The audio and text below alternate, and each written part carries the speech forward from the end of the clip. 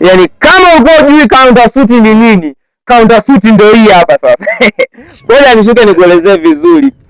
Bwana, hii ndio counter suit kama unavyoona. Chini na juu ni tofauti, yani vitu havifanani hata kidogo. Haviwezi vikafanana. Angalia hiki hapa sio anakihitaji, angalia na shati. Havifanani. Hapo unakutana sasa na watu wote wanaenda kufanya interview. Karibu wote wamevaa counter suit. Testimony bwana. Kwanza unakuta kila mtu kavaa counter suit na kazi anakosa. Kwanza picha inaanza. Hii suruali ametoka mbali sana. Ile ikianza kuhadithia story ndefu. Kwanza hii suruali alimaliza nao wapi? Alimaliza nao kidato cha 6 leo. Alifanyia mahafali. Na penyewe alinunua kwenye mtumba. Beba.